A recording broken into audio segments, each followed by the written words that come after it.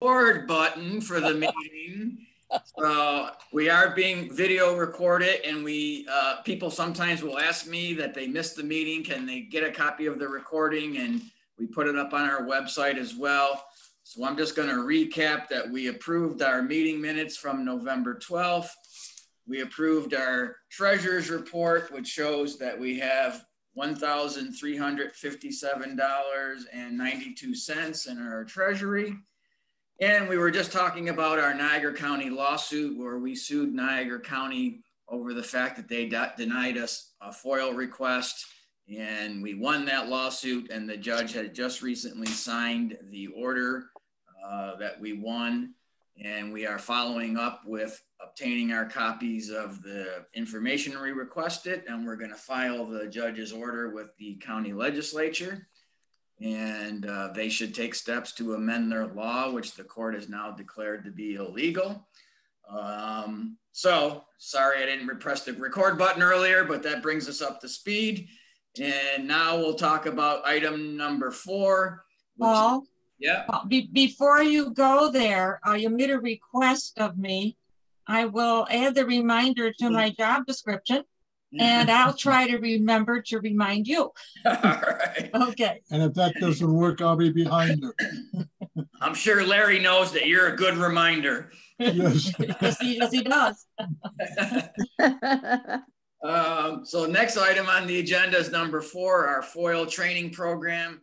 We had that scheduled in September, and with the Committee on Open Government, and they had to cancel it.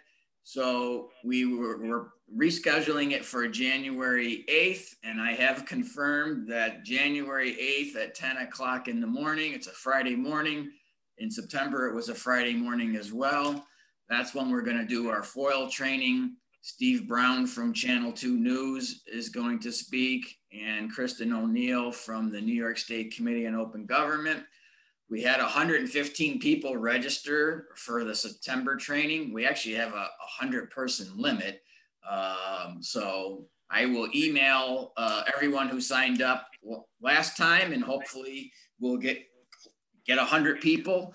They did a training just a week ago, and they told me that they had 100 people attend that training. So maybe some of the people that were going to attend ours attended that one, and we should be fine number wise.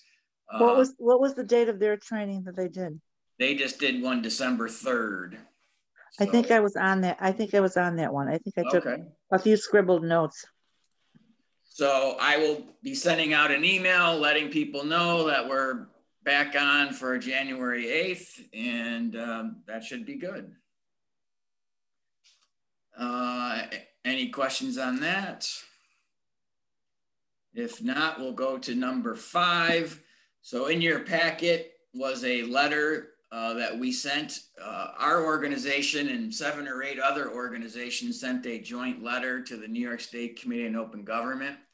And that was significant, I think, for a couple reasons. One is Reinvent Albany, League of Women Voters, Common Cause, a couple other groups frequently do these joint letters. And I was always a little miffed that they never asked us to be part of these joint letters. And I understood. I said, well, maybe when we were a Buffalo Niagara Coalition, maybe it was because we weren't statewide, and a lot of those groups were statewide. Then we went statewide in January, and perhaps it took them a little while to know that or be reminded of that. But so this is the first time they have ever reached out to us and said, hey, will you join us as part of these 8 or 9 good government groups and this joint letter? So, you know, before I always say yes to those things, I send it out to everyone just to make sure that you know what's going on and that you think it's a good idea. So we did send this joint letter regarding the New York State Committee on Open Government is going to be releasing their annual report. And a couple Reinvent Albany and other groups believe that they should say something about FOIL in their report. And so that's what the point of the letter was. And they've kind of pushed back a little bit on that, saying, well, are there any studies or statistics that show that there's a problem with FOIL? Yeah, we hear, stories every now and then of people having problems, but where's the proof that there's problems? So I've been talking to Reinvent Albany saying, you know what, maybe we can work together on doing some type of study next year to back that up, because the committee, the New York State Committee on Open Government, is going through some changes, as those of us who know have been kind of watching their meetings lately. They have a new executive director. She seems to be a little difficult and not as big of an advocate as the prior executive director. Some of the people on that committee are appointed by government officials, and you know, they're a little resistant to. They've been having some interesting discussions about what is their role. Is their role to advocate, or is their role merely to just, you know, render opinions and provide information? So the point of these letters is to kind of push them a little bit. And Paul, just to let you know, I believe on the December 3rd meeting, if I have it correct, Zoom, that was recorded. So if anybody wants to listen to that, they can listen to that meeting. Okay. Thanks, Maria. So the New York State Committee on Open Government is meeting tomorrow morning at 10 a.m. The link is on their website if you're interested in observing the meeting. We'll have to see what their annual report says. I hope it's going to support some of the changes to the open meetings law that we've been pushing for. There is another letter coming out, which I sent out to people, encourage them to continue to allow the public to speak at their meetings. As we know, the executive director, when I asked to speak, denied my request. And fortunately, the board overturned her and said, no, we think it's important to hear from people. But there are some board members that, you know, have pushed back on that a little bit too, saying, well, we need to have a process. Well, that's fine. You know, you should have perhaps a process, a procedure, but so that may come up at tomorrow's meeting. You know, should there be public comments? How do we do public comments? So we'll have to see. They got a lot of work to do on becoming more transparent themselves. I mean, for the longest time, they weren't even posting their meeting agendas. They still don't really post their meeting minutes or the videos of their meetings. So we're pushing them to make some changes as well. Any questions or comments on that?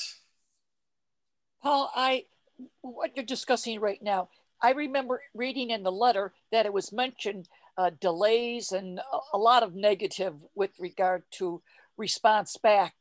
And what you're also mentioning, I'm thinking maybe what would you guys think if we did a survey of what people think on their experience with FOIL, and maybe, and I'm thinking, and maybe I'm wrong, but maybe we would get responses from people indicating that they've had not a good experience with their request and whatever it was. And I'm thinking they would be talking, it was negative. And so that we could show the committee, here's what is response we've gotten when we put this out in Western New York on people's experience in FOIL. Just to add from what you've said. Yeah, I mean, possible. Again, what they're going to say is, yeah, well, you only hear from the people that have problems. There's thousands of requests every year. And if 99% of them don't have a problem, you're not going to hear about it. You only hear about the few that there is a problem. Okay. So probably the only way to do it, and we've done this a little bit, is we send out a FOIL request and we track. How long does it take them to respond? Do they give us what we asked for? You know, some sort of statistical, but on a bigger level, you know, statewide with, you know, state agencies and other people. We've just done it at a local level where we will send it to, like, you know, 20, you know, town clerks. And when we did it at the local level, the responses weren't terrible. I think it's worse at the state level. But we'll have to figure out a way of how can we document the problems and give that information to them. But Paul, don't you also feel that the Albany, New York State Open Government should have some kind of stats to show that, you know, in the year such and such, last year there were 2 million or 2,000 requests, and 6 were responded to, or 60 or 600. I mean, don't you see that as their role to keep that? Well, and that's what the letter that was sent kind of said to them, saying, well, if you guys need statistics, you should do a study. Okay, you're the Committee on Open Government, you know, you should do a study. Knowing that they're probably not going to, maybe they will. I was trying to see if there's some other way we can have a study done.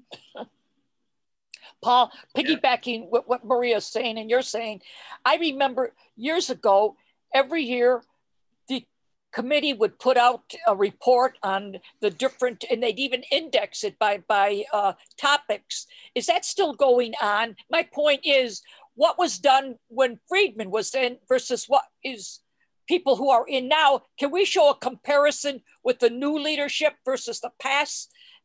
Because it was an advocacy at that time, but now it seems to me to be nearing the opposite. Well, they're doing the same type of report, which they've done before under Friedman, although some of the board members are just complaining that it's far more timid than it was in the past. So we'll have to see what they come out with. Timid now? Right. The new report coming out now, some board members have expressed dissatisfaction that, you know, they want something more hard-hitting, something more advocating. So good. There's some good board members on there. Franklin Stone, the board president, I think her heart's in the right place. There's an attorney named David, whose name escapes me, very thoughtful, very well-spoken, and always pushing for more. And then there's a couple that are a little more hesitant. So it's an interesting thing to watch. I think at the December 3rd meeting, if I have this correct, I think they were alluding to the fact that they were missing a couple positions that hadn't been replaced. Right. Therefore, they didn't have the manpower. Two of their board seats are vacant, and that's something I brought up to Reinvent Albany today as well, that perhaps in January, after we get through the holidays, we could do a joint letter calling on for those seats to be filled, and filled with, you know, the right people. So Paul, yeah. Hi, it's Joe. Is there any kind of like regional consideration when it comes to putting board members on the committee? Because you know, it would probably seem that the Western region, probably the Central region, are not represented at all. Is that like a conversation that's been had? I don't think there's any requirements, although we did, from the Buffalo area, we had Jean Hill, who was a reporter who was on the committee. But my understanding is that she had some health issues and she just recently passed away from cancer. And she hadn't attended a meeting in years, apparently. So that's one of the vacancies. One of the spots, it was probably her spot, is required to be filled by a reporter or a journalist. And I actually reached out to legislator Peoples and there's an African-American Journalist Association in Western New York. And I brought it to their attention that, hey, we had an African-American woman from Buffalo on this committee as a reporter. There's now a vacancy. We should try to make sure that seat stays from someone from this area. I never got a response from anyone, but I did try to reach out to people. What was her name, Paul? Jean Hill. Okay. Okay, well, thanks. I appreciate that information. Sure.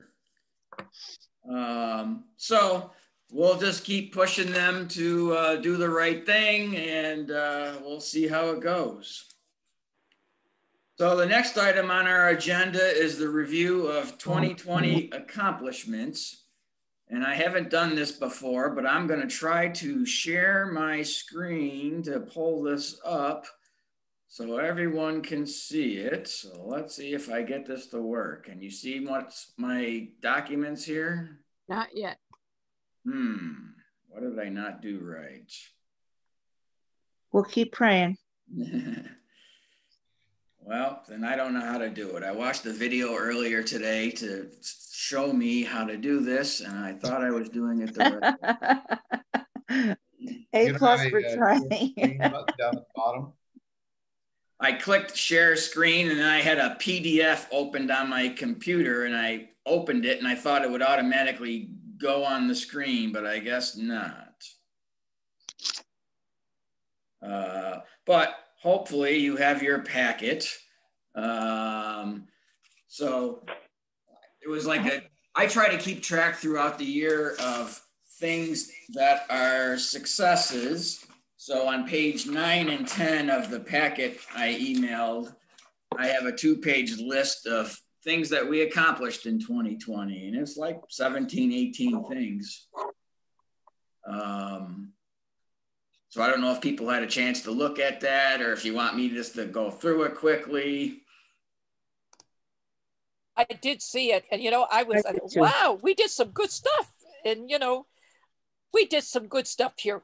Maybe you ought to just read it, what you got there, Sure, Mike. Oh. You sound like my mother when she would call the kids. All right, I'll just go through this quickly. These are kind of in order by, throughout the year. So probably in early January, there was a West Seneca Bee editorial that mentioned our 2019 school district report. And they pointed out that improvements have been made since we issued our report. So that was good. This year, we changed our name to the New York Coalition for Open Government. We successfully sued Niagara County. We had earlier in the year our first Zoom training session regarding the open meetings law, where we had 38 people attend. We released our report titled Local Governments Mute the Public During Remote Meetings, and we pointed out that local governments, 67% of local governments eliminated hearing from the public during the pandemic, and that was pretty amazing, and we got some good coverage on that. We sent out a press release calling for the repeal of Civil Rights Law 50A, which made police disciplinary records secret and confidential, and the legislature did pass that law. Due to our efforts, the Erie County Legislature began posting videos of their meetings online in June. They weren't doing it. We pointed out to them that you should be doing this. We became a 501c3 organization. We released our second report titled Local Government Struggle with Timely Posting of Meeting Minutes. And it was surprisingly find out that 70% of local governments were not posting their meeting minutes on time. Some not at all. Again, the law doesn't require that they have to, but if you're gonna do it, at least do it timely. The city of Rome, New York, in response to our report, updated the posting of their meeting audio recordings. We sent out an email to every state legislator requesting them to mandate that local governments live stream their meetings, and legislation has been introduced to do that. The Lockport Housing Authority, after receiving a letter from us complaining about their website, they made some changes. Richard is always staying on top of them. At our request, the New York State Committee on Open Government began posting their meeting notices and agenda with documents. They weren't doing it before. State legislator Amy Paulin, at our request, has introduced several changes to the open meetings law, and hopefully that's going to be moving forward. We released a report regarding Mount Vernon and their open government issues, and I had a nice Zoom meeting with a bunch of neighborhood residents there that were very interested in moving things forward. Recently, we did a press release calling on Erie County to be more transparent in releasing COVID information. And the legislature passed a unanimous resolution also calling for that. And now they are releasing more information. And we just joined 8 other organizations in a joint letter calling for changes in the FOIL focus by the New York State Committee. So I'm sure there's probably some things we missed, but all in all, for a group that has no budget, no staff, we've been able to make some noise and together, have an impact. I think you missed one. I think you missed one thing that I think is kind of important. Sure. You had last year, so I got involved. You had the meeting at the Theodore Roosevelt with Steve Brown and a few other reporters that talked but about it wasn't this year. This is just for 2020. Oh, okay. I was. That's right. It was last year. Okay. Yeah. Well, I just like to say accolades to Paul. None of this would have happened if it weren't for Paul. Oh, but I can't do it without a group of people behind me. But you're the initiator. Yeah. You stay on top of things, Paul, which is so important. Thank you. Thank you for what you do. The number of the bills that Kaplan and Frontis introduced? I don't have them, but I could probably get them for you. Easier to find. Sure. So all in all, a big change in that. In January, we changed our name to New York Coalition for Open Government. And, not a bad first year for that. So, Paul? Yeah. When we talked about that this year, do we have to file with the IRS now next year? For this year? Well, there's a easy form that we file because our budget is under $50,000. And I did look at that, and I'll have to look at it again. I think there's a simple form we need to do, but I'll look into it. Did you do that? Okay, well, I'll talk to you about it after. I looked at this at the beginning of this year, and they asked so many questions for the initial application, and I didn't know if you had to fill all of that out first. Yeah, I can. It looked pretty straightforward from the form I found. There's different forms, but we'll figure it out. Okay. So that takes us then to some goals for 2021. Again, this was on page 11 in the packet that I emailed. So I just listed some ideas. I usually break it out to internal goals and project goals. So the one goal that I thought of internally, because now we are New York Coalition for Open Government, I'd like to get people from outside of Erie and Niagara attending these meetings. I've made contacts now with a couple, people from around the state that have, contacted us about problems that they're having or in response to the reports that we've sent out.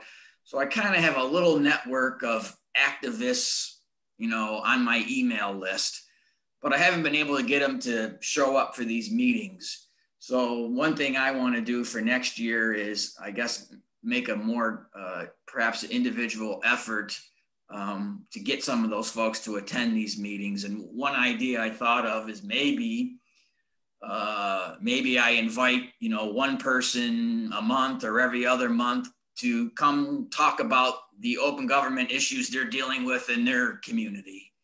And that might be a way to have them come, have us hear what they're working on.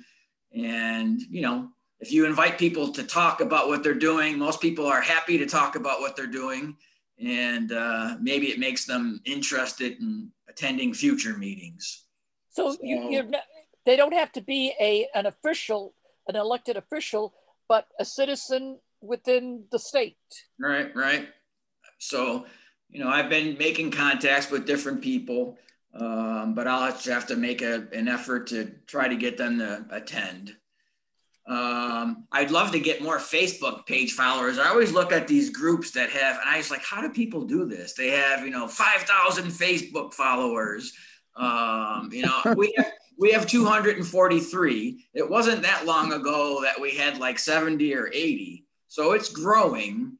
But I always, it's a great way to share information with people. So I'd like to see that continue to grow. I think some people pay to advertise, but I don't want to get into doing that. But if you guys are on Facebook, certainly share the posts on our page, and that helps other people see it. And well, I have an idea too, Paul, like what you said about you have a small network of people that have responded to our outreach, maybe the reason they don't appear is because they don't know when it is. So if you did a hi, Happy New Year, and our meetings are, our name change is such and such, and our meetings are on the second Thursday of the month, then people would put that in their calendar, I think. Well, they are on the email list. They get the same email you guys get. Okay. But okay. I should didn't realize that. I should maybe try to personalize the approach a little more, perhaps. But one other thing, are we going to start publicizing the meetings a little bit more? Because that's something that we've talked about a little bit, and there's been some concerns about people joining in the meeting, etc. And is that something that we're going to be allowed to do on Facebook going forward? Because I haven't been publicizing these meetings. Right. I am a little nervous about, you just don't, as we all know, this issue can sometimes attract people who are a little nutty. And nutty people can ruin a meeting or an organization. So I've always been a little reluctant to just kind of cast a wide net. I prefer that when people contact me about an open meeting issue or a FOIL issue, I know they're genuine and concerned. That doesn't mean they're not crazy, because I've met a couple people that are crazy too, believe me. I've just been concerned about opening the door completely and you don't know who's going to walk through. But I guess, that's the risk you take with open government and transparency. Well, as I like to say, open government's a very big tent and there aren't any doors on a tent. So yeah, maybe in the new year, if you want to share the meeting link, we'll see what happens. Perhaps it'll, bring in better and people to help volunteer. Well, I just think if we're trying to grow the Facebook page and all those things, putting the reminder on the Facebook page, etc., I think would help draw attention to the situation. Yeah. And I think, this is the year to take the chance. And if it turns out to be a disaster, well then, I guess we'll just have to reconsider things. But all agencies, I think, have to deal with this issue. And I think it's kind of a good problem for us to have at this point. Yeah. And we'll just have to use our charm and finesse to maybe deal with people that might be a little out there. Yeah, and the mute button. Yes. You have that power. The mute button. So then I listed that some, could be like a funny how, oh my God, I just maybe we need to have like how the film industry has the Razzies, the Raspberry Awards for the worst movies. Maybe we need to do something like that for open government. The worst open government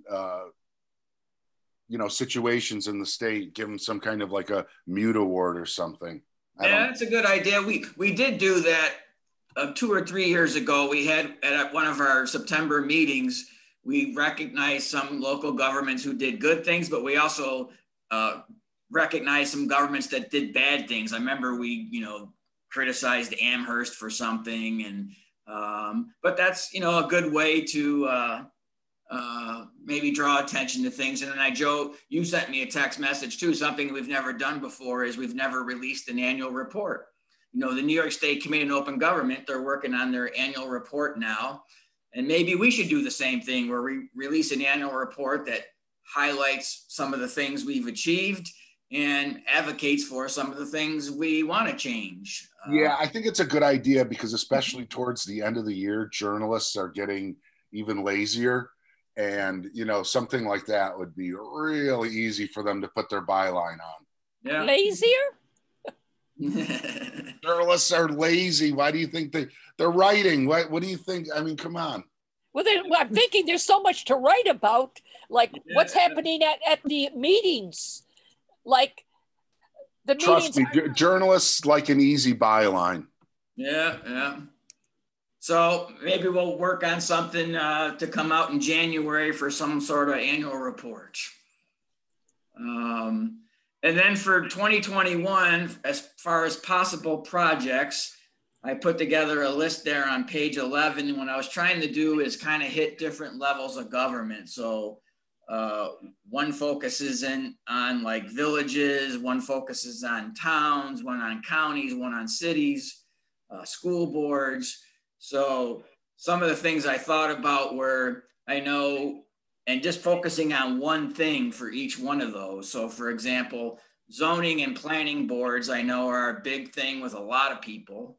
Are they posting meeting minutes? So just something simple, but just focus solely on zoning and planning boards. Or no, I'm sorry, posting meeting documents for zoning and planning boards. Are they posting meeting documents? Because I know some do and some don't. And those are important things as far as what's going on in the community. You know, that's really, I think you know already, that's important, but like in some of the municipalities, all they have is the agenda, but it does not include the paperwork on that particular application. And I think that is so important. And I would also mention, I caught a few weeks ago in the Tribune, a citizen wrote how she was very pleased to see that the planning board, I believe it was Town of Wheatfield, when they have their planning board meeting, they allow the people to speak. NT, you are not allowed to participate.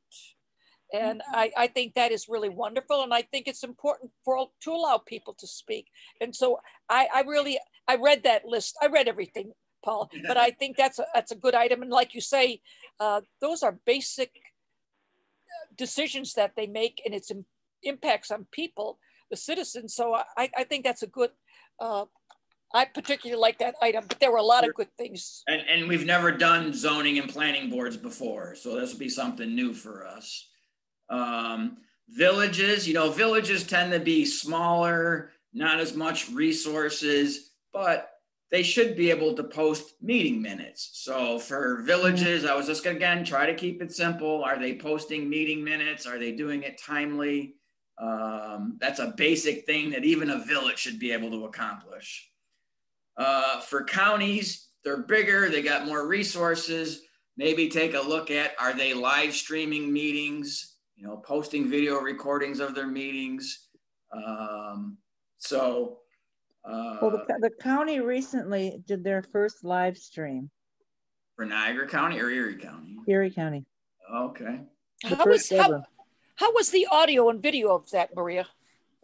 Well, there were a lot of speakers. You only had 3 minutes to speak. It was pretty good.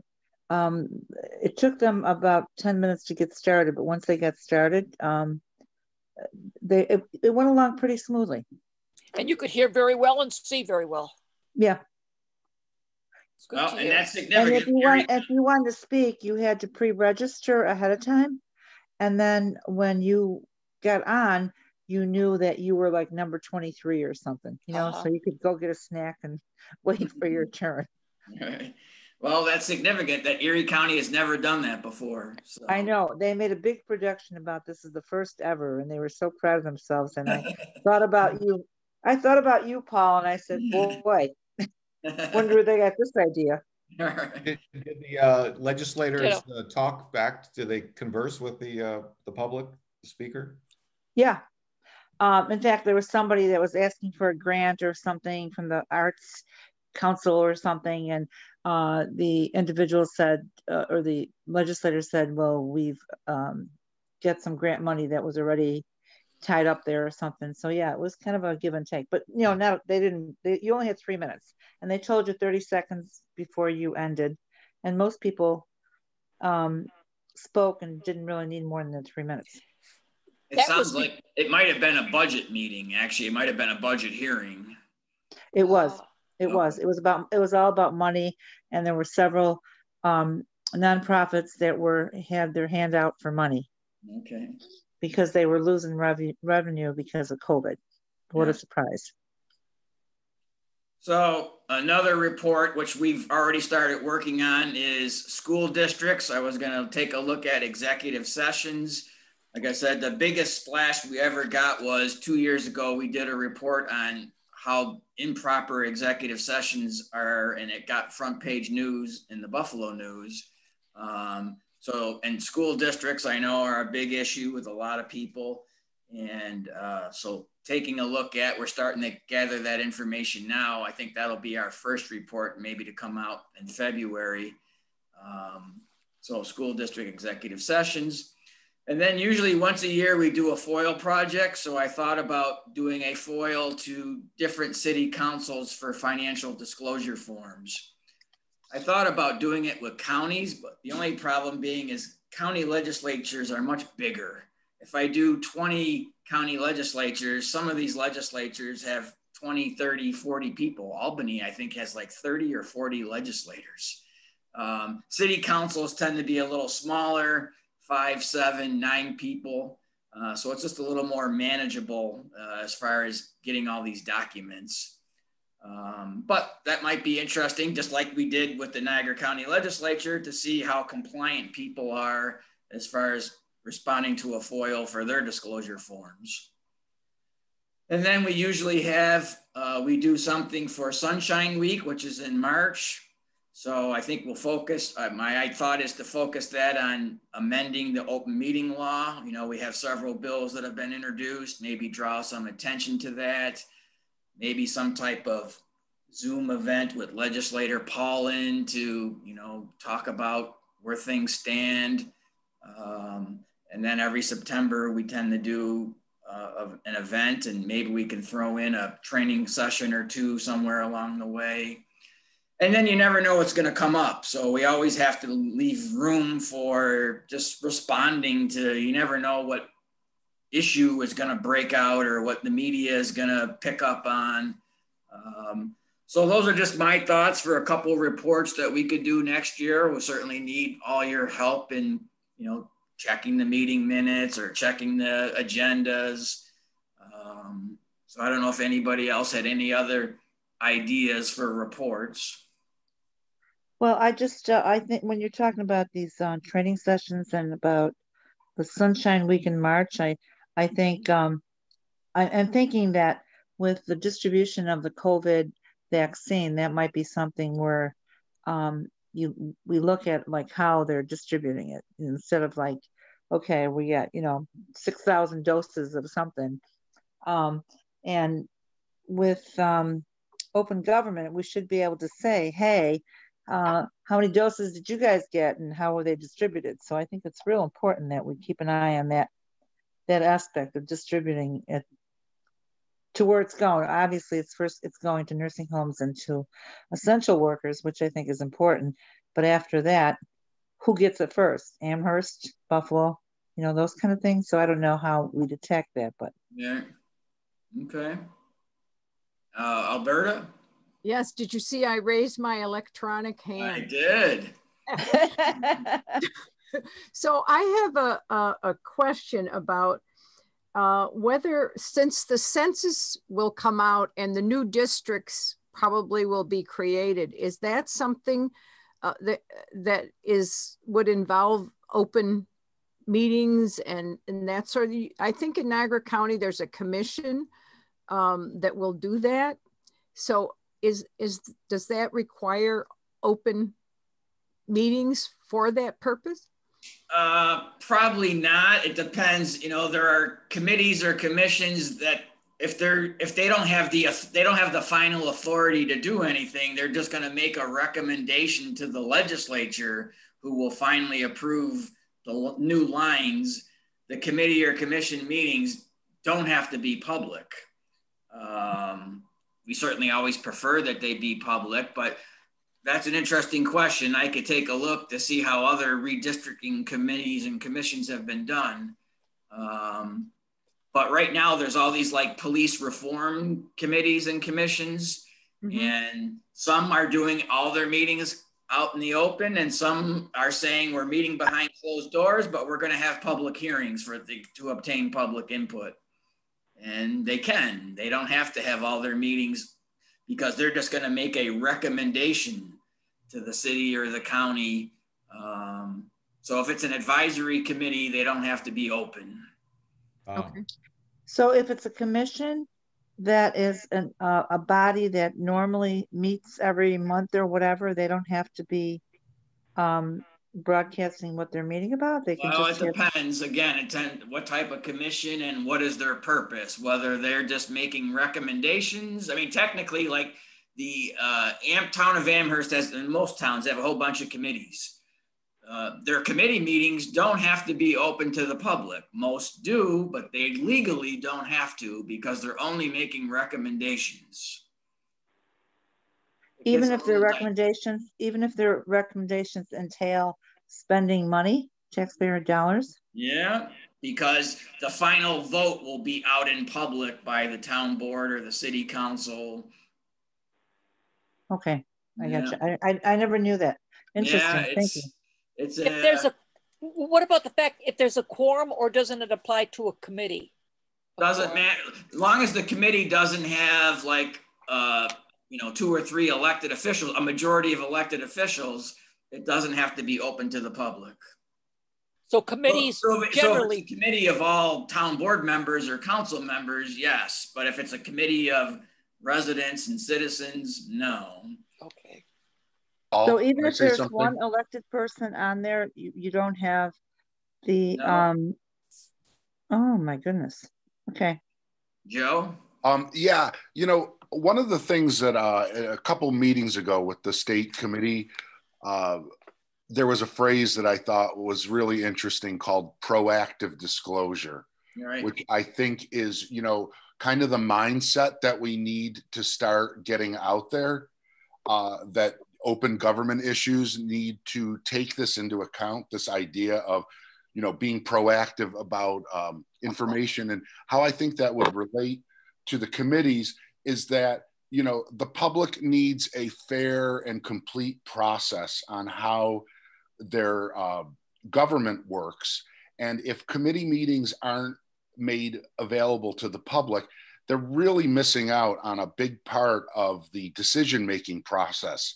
And that, they really aren't having enough time perhaps to deal with these issues. That's, just, I think, like something to think about in terms of how we get these committee meetings opened up, this idea of proactive disclosure. And I think it would fall under that category perhaps. Yeah. That sounds redundant, proactive disclosures. I think of the one word, transparency. This is not the old Russia. Proactive disclosure. Yeah, but I think what it means, Sonia, is that, like, people who are in positions of maintaining the flow of information, government information, need to think about, maybe you can help me. Well, I mean, proactive disclosure typically means like you shouldn't wait to get a FOIL request. Why don't we just put this information on the website so people don't have to ask for it? That's your job. I understand. Sonia, we're obviously fighting against this. So that's the terminology, proactive disclosure. Hey, you know what? Niagara appointed one of the people, Joe, you can help me out. He was one of the people who violated with the corruption thing. And he is the new person, and people were complaining the fact that so much money they're getting plus the supplement benefits and they don't need it. So bring this person who violated the law seriously, and he's given a reward, this position. And now, since we're talking about it, I'm thinking, hey, I don't hear him saying anything. You know who I mean. Yeah, I forget his name. He's one. Schuler. He's from NT on top of it. Schuler. No, not Schuler. He's the public information officer. That's what I'm talking about. He's not putting anything out. Well, it's not really his call, but. What do you mean it's not his call? Well, what's his position? He works for the legislature. And I don't hear anything being put out. Even the talk show hosts are surprised that he once sent something, but I haven't heard anything since that at all. Well, there's other reasons why he's also on their payroll, but that's a different story. How was that again? Disclosure? Proactive disclosure. Proactive disclosure. Anything else under project ideas? How about anything else under new business? Not new business, Paul, but in reading the order, I haven't had a chance to look into the legal book. What is, I may be putting you on the spot, but quantum merit application pursuant, here it is, subsection 89(4)(c) of the Public Officers Law? Well, quantum merit is just a legal phrase, meaning that you can ask, for legal fees. You can ask for meritorious legal fees that you earned by merit. So it's just in some cases, the courts will award attorney fees, and that's what they refer to it as, quantum merit. You can make an application for attorney fees. So you only get attorney fees if you make an application? It's just not an automatic? Well, it's usually not an automatic, but if you win, you can ask for them. Okay. And if you lose, you're not entitled to it? Yeah, usually not, no. Okay. It sounds like it's like a scaling, was this that important? That an important issue, a benefit to the community? Yes, I think it was, and it's worthy of a good dollar market rate account, so to speak. Yeah, market rate. We'll see what happens. Anything else under new business? We got some board seats that are coming up. I'll have to reach out to I'm even drawing a blank on his name now. Not Mike Higgins, but the other Mike is a board member, and we haven't seen him for quite a while. I'll have to ask him. His seat is up for renewal. I know he's been busy attending school, but I don't know if he wants to continue serving. Oh, from Buffalo? Right. Richard Bertrand has let me know that he unfortunately will not be continuing his seat and position as vice president. He's been dealing with some health issues and just needs to focus on himself. So that'll be an opening as well. So before our January meeting, I'll send out an email and we can figure out what we're going to do with those. Now, because we have some openings, again, I'd love to get someone from outside of Erie, Niagara to plug in, but there really hasn't been anybody that, I suppose that's one way I can reach out to people is to say, hey, we got 1 or 2 vacancies on our board. Are any of you interested in, serving on the board? Or we have other people that Alberta and Suzanne who've been attending meetings, but who are not board members, although, they're here locally. So, those are all things to think about. Do we just plug in people that have been regularly attending and, other seats will open up in the future, and as more people from outside the area get involved, we'll plug them in then? Or should we try to somehow reach out to people out of the area now and plug them in? So, and we can always expand our board to be any size we want it to be. Right now we're a 9-person board, but our bylaws allow us to make it an 11, a 13, a 15, whatever we want it to be. So those are all things we'll have to think about. But otherwise, our next meeting will be January 14th at 6:30. And I know some of you are working on your school district stuff. So as you're working your way through that, just forward it to me. Oh, yeah. And Haven't finished it. Other than that, it's an hour on the dot. We started at 6:35, it's 7:35. Unless someone has anything else, if someone wants to make a motion to adjourn. I make a motion. Maria makes a motion. Is there a second? I'll second it, Paul. Second by Joe. All in favor, say aye. Aye. Any opposed? Motion carries. So have a great holidays and, you know, try to make the best of these crazy times. And then we'll see you again in January. I don't know if my hair and beard will be even longer or what, but. In a ponytail. You're not going to beat my beard, Paul. You'll be like Saint Nick coming down the chimney, you know? All right. Well, take care, everyone. Glad we had the meeting. Thank you. Have a good Take holiday. care, everybody. Bye.